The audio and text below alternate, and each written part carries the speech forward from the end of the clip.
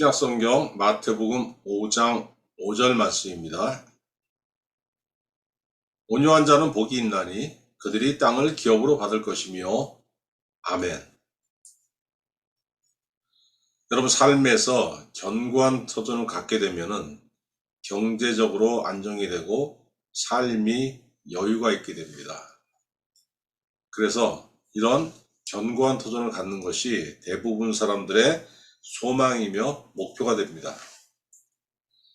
오죽했으면은 젊은 사람들도 건물주가 되는 것이 삶의 목표겠습니까? 조물주 위에 건물주라는 이런 우스갯소리도 있지 않습니까? 단순한 우스갯소리가 아니고 세태를 반영하는 말입니다, 여러분. 그래서 여러분, 옛날부터 사람들이 뭔가를 이루기 위해서 열심히 노력해가지고 경제적으로 성공하는 사람들이 있어요. 경제적으로만 성공하는 것이 아니고 그 과정에서 마음에 어떤 변화가 오는데 뭐라 그럽니까? 강팍해진다 그러죠. 강팍해진다고. 여러분, 강팍이 아니고 팍입니다. 괴팍할 팍자. 마음이 완고해지고 괴팍해진다는 거예요. 근데 성공한 사람이 이런 성격을 가지게 되면은 세상 사람들은 에이, 하지만 인정을 하는 분위기예요. 워낙 고생을 많이 했으니까 저럴 수도 있는 거지. 저 사람 과정에서 고생 많이 했잖아. 뭐 저럴 수도 있어. 이렇게 인정을 하는데 오히려 좋은 마음을 가진 사람은 안 좋게 생각합니다. 아유, 마음이 저렇게 물러터져가지고 저거 잘 살 수 있겠어? 저는 힘든데? 이렇게 생각을 해요, 여러분. 근데 여러분, 오늘 본문 말씀 보면은 우리 주님이 팔복에 대해 말씀하시면서 세 번째 복으로서 온유한 자와 땅을 말씀하셨어요. 온유한 자가 땅을 가질 수 있다고? 와, 그런 사람도 성공을 하고 땅을 가질 수 있어? 이런 의문을 가질 여기 있을 겁니다. 그럼 주님이 말씀하신 어떤 사람이 온유한 자이고 그 사람이 어떻게 땅을 기업으로 받을 수 있을까요? 한번 알아보겠습니다. 여러분, 주님이 말씀하신 온유한 사람이라는 것은 어떤 사람, 그 사전을 찾아보면은 상냥하고 부드럽고 친절한 사람이라는 뜻이에요. 근데 만약에 이런 사람들이 주님 말씀하신 대로 복이 있다? 이건 좀 문제가 있는 거죠. 아니, 어떤 사람은 나면서부터 상냥하고 부드러운 기질을 물려받고 난 사람이 있어요.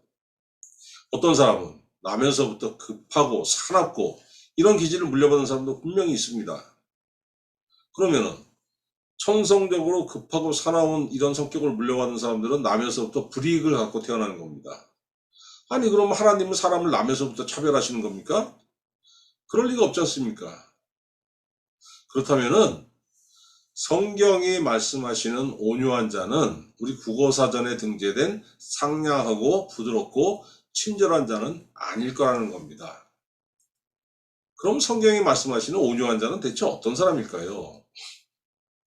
여러분, 이 온유함은 고삐에 매인 가축을 얘기하는 거예요. 고삐에 매인 가축은 주인이 의도하는 대로 잘 따르지 않습니까? 그런데 여러분, 생각해 보세요. 소는 원래 순한 동물이 아닙니다. 아무리 작은 소도 400kg 나가요. 사람이 소를 제어할 수가 없습니다. 그래서 여러분, 소가 어렸을 때, 송아지 때, 소는 이제 코가 양쪽에 있으니까 이쪽을 뚫어요. 뚫어서 노간주 나뭇가지 같은 걸로 콧뚜레를 만들어서 끼웁니다. 그리고 거기에 고삐를 연결하면은 사람이 그 고삐를 당기는 대로 소를 제어할 수가 있는 거예요. 소가 주인의 통제에 들어오게 되는 겁니다. 여러분, 사람이 말의 그 힘을 감당할 수 있습니까? 감당할 수 없습니다. 그래서 사람이 말을 제어하기 위해서 입에 재갈을 물립니다.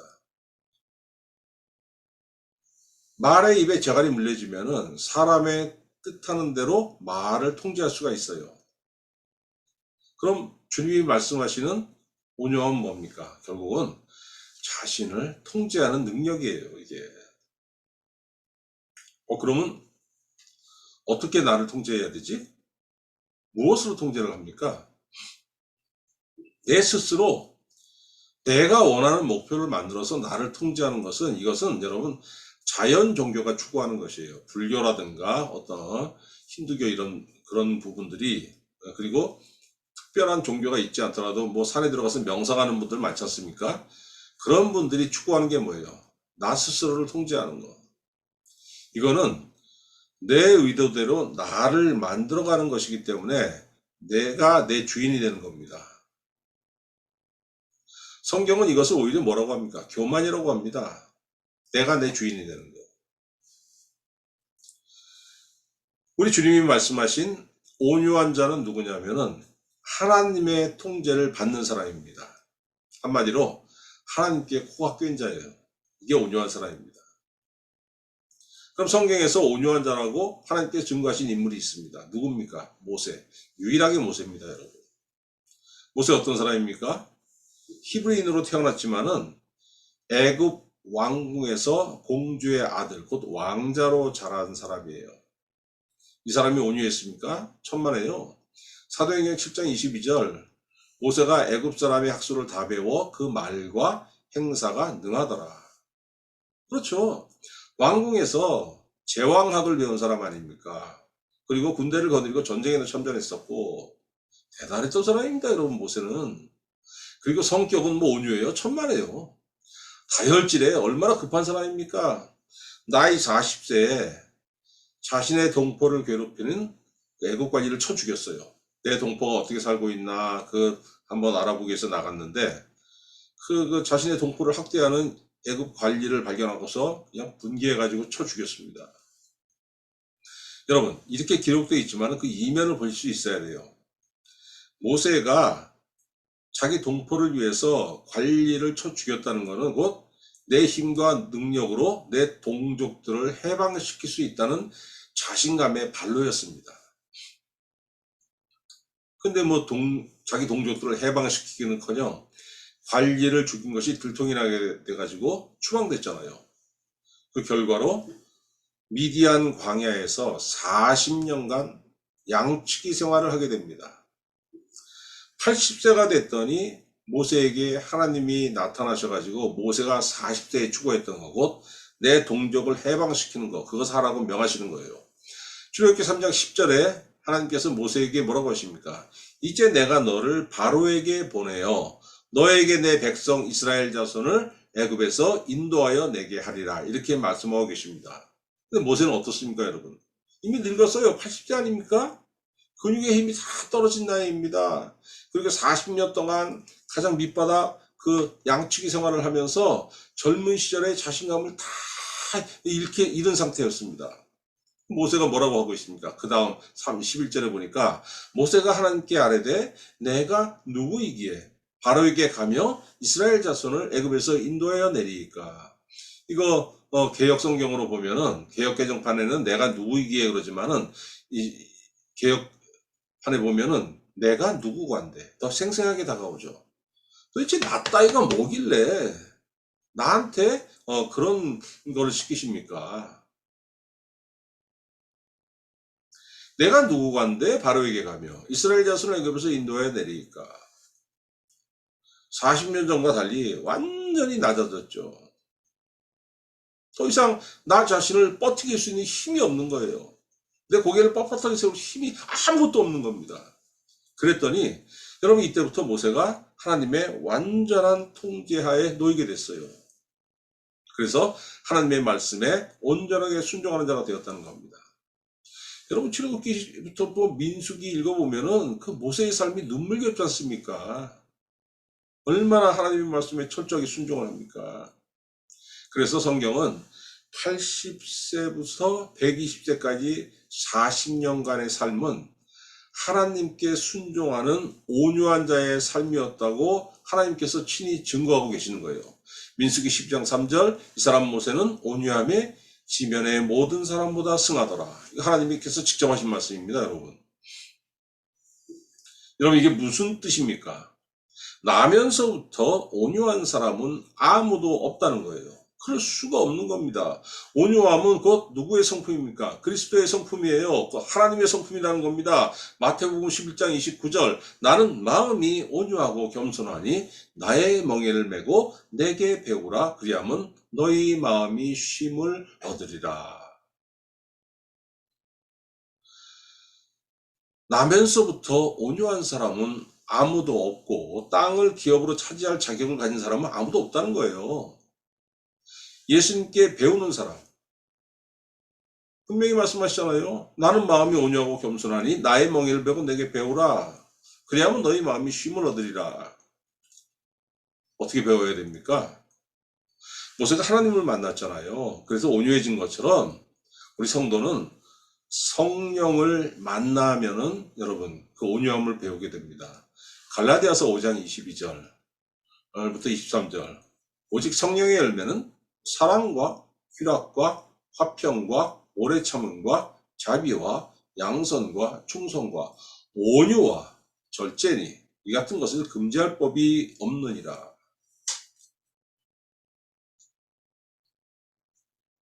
성령이 내 안에 계실 때 내 안에서 뭐가 나타나는 겁니까?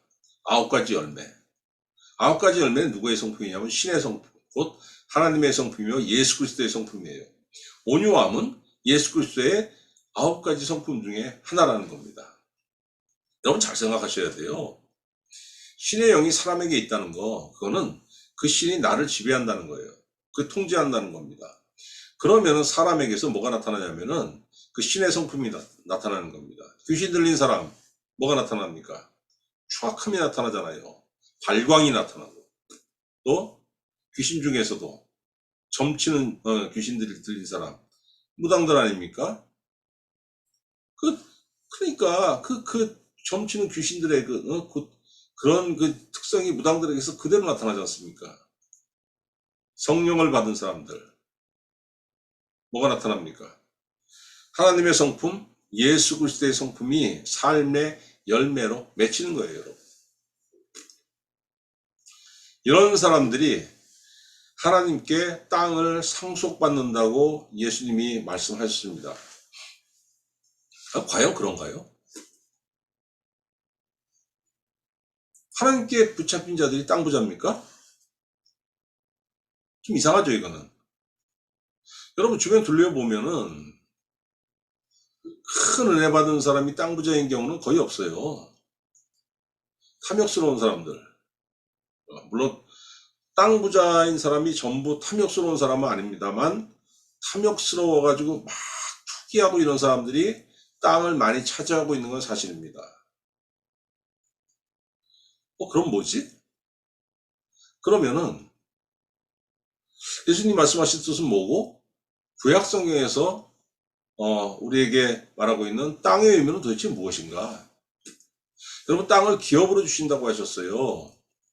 이거는 예수님 말씀하시기 전에 구약 성경의 약속입니다. 여러분 기업이라는 게 뭡니까? 회사 기자가 아니에요.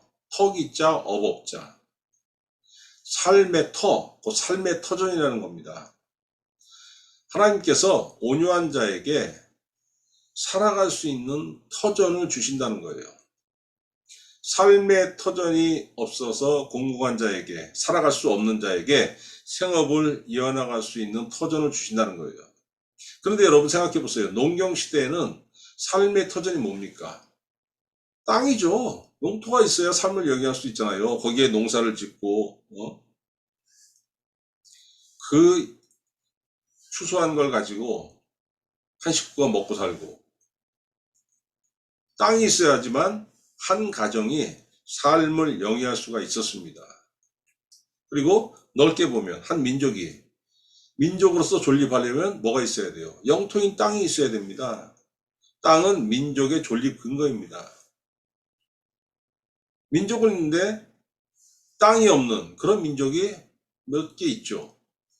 그러니까 이리저리 방랑하면서 아니면 이 나라 저 나라 사이 국경선 사이에 끼어 살면서 여러 나라에게 박해를 받습니다. 많이 보도되지 않습니까?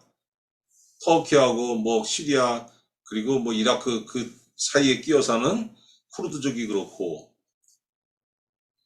미얀마 그 주변에 그 끼어 사는 커렌족이 그렇고, 이스라엘도 2500년 동안 땅이 없는 민족이었죠. 원래도 여러분, 이스라엘은 원래 땅이 없는 민족이었습니다. 이집트에서, 애굽에서 노예로 살고 있는 그들을 하나님께서 모세를 통해서 끌어내신 다음에 가나안 땅으로 옮기신 후에 그곳에 사는 민족들을 다 쫓아내시고 그 땅을 이스라엘에게 주셨지 않습니까? 이스라엘에게 기업의 터전은 가나안 땅인 겁니다. 하나님께서 삶의 터전으로 이스라엘 민족들에게 가나안 땅을 주셨어요. 그 생존 조건이 뭡니까, 여러분? 땅만 주신다고 다 되는 게 아니에요. 그 땅에서 살아가고 대대손손 살아가고 할 수 있어야 되는데, 그 삶의 조건이 뭐냐면은, 생존할 수 있는 조건이 온유함을 지키는 겁니다. 온유함. 그럼 온유함은 뭐냐? 하나님께 코가 낀다는 거잖아요. 하나님의 말씀에 순종하는 겁니다. 시편 37편 11절. 온유한 자들은 땅을 차지하며 풍성한 화평으로 즐거워하리로다. 여러분, 이거 예수님이 오늘 본문 말씀하신 거하고 똑같죠? 예수님 말씀은 구약의 약속을 재확인하신 겁니다. 그러면은 그 땅에 순종하면 도대체 어떤 일이 있길래 생존할 수 있는 것인가? 하나님 주신 땅에서 순종을 하면 어떤 일이 있습니까, 여러분? 온유한 자의 삶을 살면은 신명기 11장 11절에 보니까 너희가 건너가서 차지할 땅은 산과 골짜기가 있어서 하늘에서 내리는 비를 흡수하는 땅이요 내 하나님 여호와께서 돌보아 주시는 땅이라. 연초부터 연말까지 내 하나님 여호와의 눈이 항상 그 위에 있느니라. 내가 오늘날 너희에게 명하는 내 명령을 너희가 만일 청종하고 너희의 하나님 여호와를 사랑하여 마음을 다하고 뜻을 다하여 섬기면 여호와께서 너희 땅에 이른비 늦은비를 적당한 때에 내리시리니 너희가 곡식과 포도주와 기름을 얻을 것이요 또 가축을 위하여 들에 풀이 나게 하시리니 네가 먹고 배부를 것이라. 이 땅이 이렇다는 거예요. 여러분, 하늘에서 내리는 비를 흡수하는 땅이라는 겁니다. 가나안 땅은. 이 말씀이 뭐냐면은 강을 이루지 못한다는 거예요. 가나안과 대비되는 곳이 어디입니까? 이집트 아닙니까? 이스라엘 백성들이 노예 생활했던 곳. 그곳은 나일강이 있지 않습니까? 그래가지고 그 나일강 물을 그냥 그 관계수로를 파가지고 물을 끌어오는 거예요. 그러면 자기가 계획한 대로 그냥 마음 놓고 농사짓고 막 엄청나게 풍요로운 곳을 이룰 수 있는 곳이 이집트 땅입니다. 애굽 땅. 그런데 가나안 땅은 그게 아닙니다. 강을 이루지 못해요. 왜? 비를 흡수하는 땅이기 때문에. 근데 12절을 보니까 하나님 여호와께서 돌보아 주시는 땅이라 하나님께서 1년 내내 그 땅을 돌아보고 계신다는 겁니다. 그래서 하나님께서 그 땅에 비를 딱 2번 주신다는 거예요. 이른 비 늦은 비를 적당한 때에 내리신다는 겁니다. 어떻게 적당하게? 파종을 할 수 있을 만큼 적당한 때에, 그 늦은 비는 열매를 맺을 수 있을 만큼 적당한 때에 2번 비를 주신다는 거예요. 2번 비로 됩니까? 된다는 거 아닙니까? 더 이상 오는 거는 과잉이라는 거예요. 딱 2번만 와도 된다는 거예요. 여러분, 이 땅은 다른 땅에 비해서 좋은 것이 하나도 없습니다. 다만 이스라엘 백성들에게 절대 중요한 게 뭐냐? 이 땅에는 하나님의 보살핌, 하나님의 주목하심, 하나님의 돌봄이 항상 있다는 거예요. 어떠한 땅에 있더라도, 어떠한 조건에 있더라도 하나님 말씀에 순종하는 온유한 자의 삶을 살면은 하나님의 눈길, 하나님의 주목하심, 하나님의 쳐다보심, 하나님의 은혜로우심, 하나님의 돌보심이 그 사람 삶에 항상 비춰준다는 거예요. 먹고 살기에 부족함이 없다는 겁니다, 여러분. 근데 하나님께서 생존 조건으로 땅을 주셨는데 그 땅에서 불순종하면 어떻게 됩니까? 망한다는 겁니다. 신명기 11장 16절.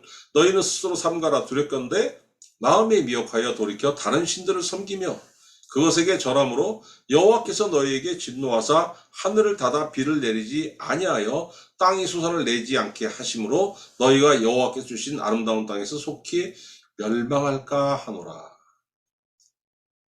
자, 이렇게 경고하셨는데도 불구하고 이스라엘 백성들은 하나님께서 주신 땅에서 살면서 하나님께 불순종했습니다.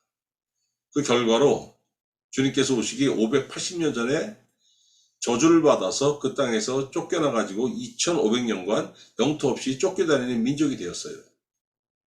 불순종했더니 하나님께서 내게 주신 땅이 있는데 그 땅이 삶의 터전이 되지 못하더라는 겁니다, 여러분.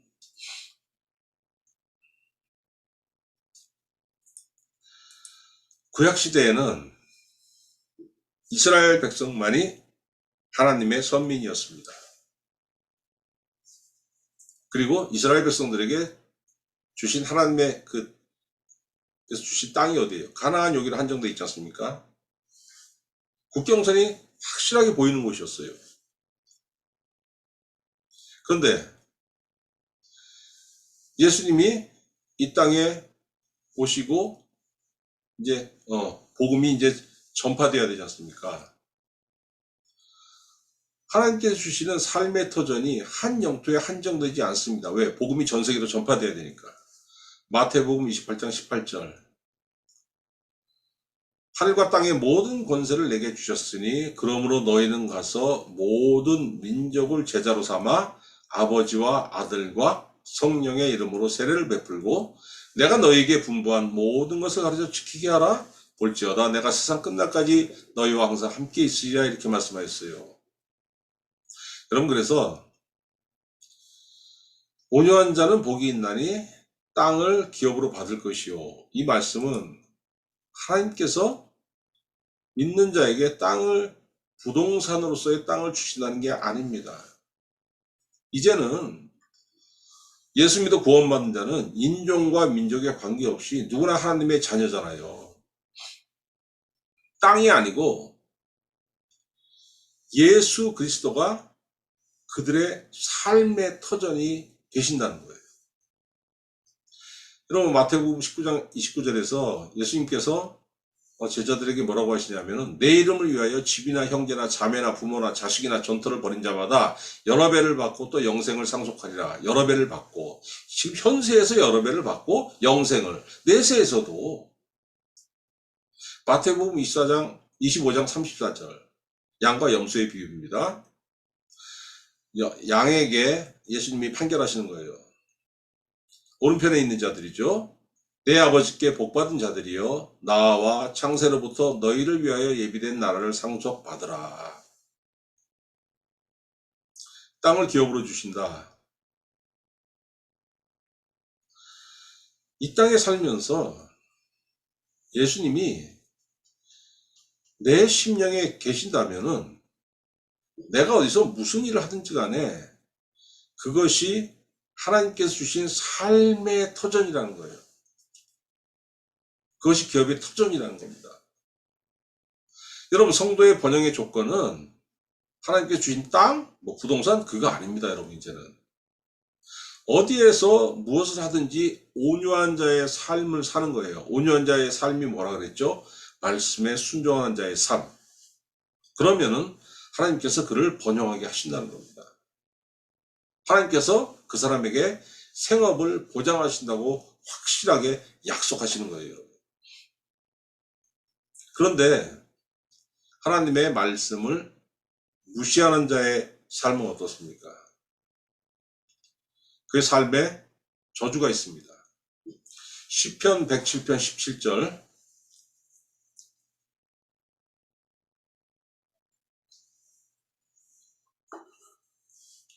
미련한 자들은 그들의 죄악의 길을 따르고 그들의 악을 범하기 때문에 고난을 받아 그들은 그들의 모든 음식물을 싫어하게 되어 사망의 문에 이르렀도다. 여러분, 구약 성경에 보면 미련한 자들이라는 그 단어가 많이 나오는데 그건 히브리어로 보면 다 달라요. 여기 107편 17절의 미련한 자들은 하나님의 말씀을 고의로 무시하는 자들입니다. 많지 않습니까? 하나님의 말씀을 고의로 무시하는 사람들. 아예 뭐 하나님을 모르고 아예 무슨 뭐 교회도 모르고 신앙도 모르고 뭐 이런 사람이 아니고 교회도 다니고 예배도 참석하고 그러는데 그 삶에 보니까 하나님의 말씀을 알면서도 고의로 무시해. 아이 뭐 성경 말씀이나 공자 말씀이나 인간 다 똑바르게 살라고 그냥 다 교훈으로 하는 말씀이지 뭘 그냥 뭐 별거 있어? 그랬더니 그들의 죄악의 길을 따르고 악을 범하기 때문에 고난을 받아 모든 음식물을 싫어하게 되어 사망의 문에 이르렀도다. 죽음의 지경까지 갈 수 있다는 거예요, 여러분. 하나님의 말씀을 무시했더니 하나님께서 어떻게 치료하십니까? 19절에 그들이 고통 때문에 여호와께 부르짖음에 그가 그들의 고통에서 그들을 구원하시되 그가 그의 말씀을 보내어 그들을 고치시고 위험한 지경에서 건지시는도다. 말씀을 고의로 무시해서 죽음의 문턱 앞에 서는 고난을 당하게 됐는데 그가 정신 차리고 하나님께 부르짖어 기도했더니 하나님께서 그들을 구원하시되 어떻게 구원하셨습니까? 그의 말씀을 보내어 그들을 고치시고 위험한 지경에서 건지시는도다. 하나님의 말씀을 무시함으로 인생이 망가졌는데 그렇게 망가진 인생의 치료제는 역시 하나님의 말씀이라는 거예요.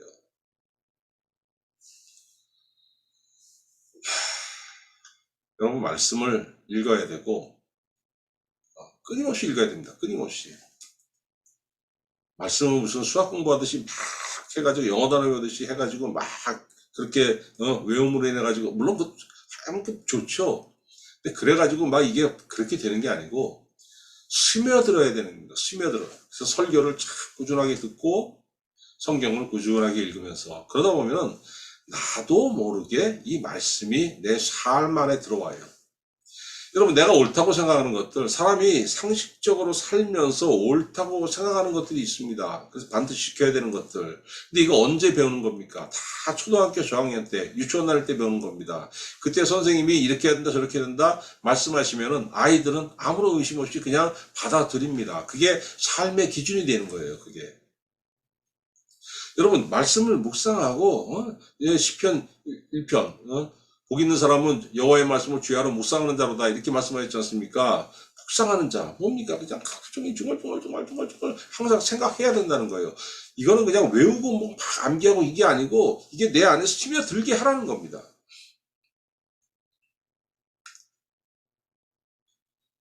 그러려면 어떻게 해야 되느냐? 성령이 내 안에 계셔야 됩니다. 성령의 가장 중요한 사역은 여러분 예수님을 나에게 증거하는 거예요. 요한복음 14장 26절 보혜사 곧 아버지께서 내 이름으로 보내실 성령 그가 너희에게 모든 것을 가르치고 내가 너희에게 말한 모든 것을 생각나게 하리라. 여러분 성령이 성도에게 오시면은 무슨 뭐 예언의 은사 주고 무슨 방언의 은사 주고 막 이런 은사도 일본은 아니에요 이게. 성령의 사역 중에서 중요도 1번은 아니고 성령의 사역 중에서 중요도 1번은 뭐냐면은 성도에게 예수 그리스도를 증거하는 거예요. 그래서 그 이전에는 성령이 오시기 전에는 예수 그리스도에 대해서 과연 그럴까 의심도 하고 꼭 뭐 해야 되나 이렇게 생각도 하는데 성령이 나에게 임하시면서 성령이 그냥 내 안에서 예수 그리스도를 증거하니까 맞아. 예수 그리스도만이 내 구주가 되시고 예수 그리스도만이 세상의 구주시고 예수 믿음으로 인해가지고 오직 예수만으로 내가 지옥에서 벗어나고 천국을 갈 수 있어. 이 확신을 가지게 된다는 거예요. 그때부터 어떻게 되는 겁니까? 예수님에 대한 확신을 가지게 되니까 예수님의 말씀에 주목하게 되고 말씀을 배우게 되고 말씀을 묵상하게 되고 강팍했던 내가 그냥 내 의지를 꼿꼿하게 세워가지고 그냥 내 의지로 살아야 돼 해가지고 이 완전히 강팍하고 딱딱하고 이런 사람이 하나님의 말씀에 조금씩 순종하면서 어떻게 되는 겁니까? 온유한 자가 된다는 거예요. 온유한 자가. 하나님께서 그 사람에게 두 가지 복을 주십니다. 첫 번째로 심령에 평안을 주시는 거예요. 이사야 26장 3절에 보니까 주께서 심지가 견고한 자를 평강하고 평강하도록 지키시리니 이는 그가 주를 신뢰함이니이다. 하나님의 말씀에 순종하는 자는 말씀을 삶의 기준으로 삶은 자이기 때문에 심지가 견고합니다. 하나님께서 그의 마음을 평안으로 지키십니다.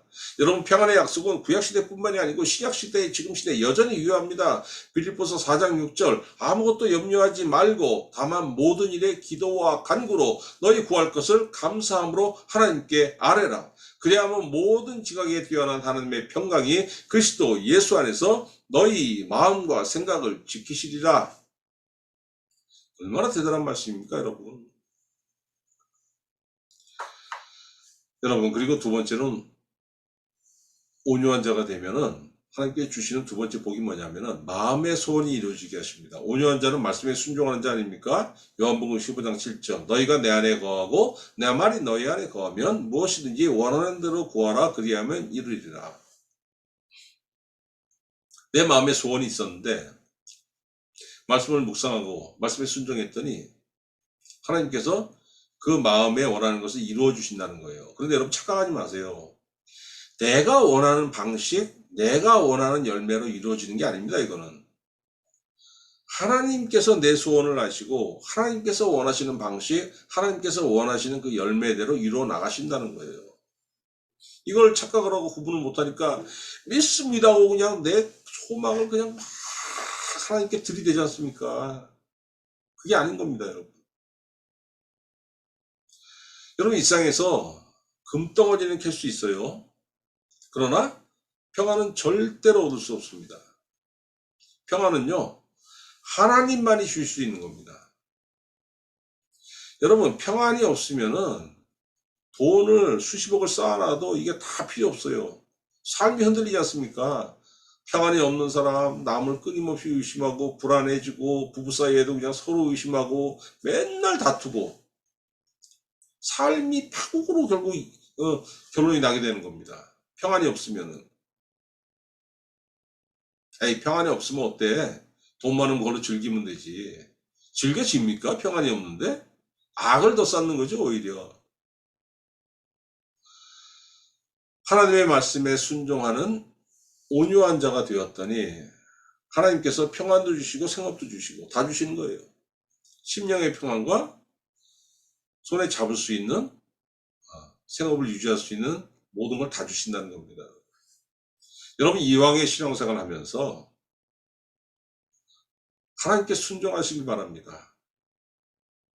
하나님께 순종하시고 하나님의 말씀을 묵상하고 온유한 자가 되어서 하나님께 주시는 영혼과 육체의 풍성하고 평안한 삶을 누리시기를 우리 구주 예수 그리스도의 이름으로 축원합니다. 기도하겠습니다. 사랑이 많으신 하나님 아버지, 오늘도 우리에게 귀한 말씀 주셔서 감사합니다. 우리 모두가 주의 말씀에 순종하여 온유한 자의 삶을 살게 하여 주시옵소서. 그래야 해서 아버지 하나님, 우리 성도들의 삶에 온유한 자의 열매가 맺히게 하여 주시옵시며 우리 성도들의 영혼과 우리 성도들의 가정과 우리 성도들의 모든 것에 그 평안의 열매, 온유함의 열매가 맺어질 수 있도록 주님께서 은혜로 은혜로 충만하게 채워 주시옵소서. 감사드리옵고 우리 구주 예수 그리스도의 이름으로 기도하옵나이다. 아멘.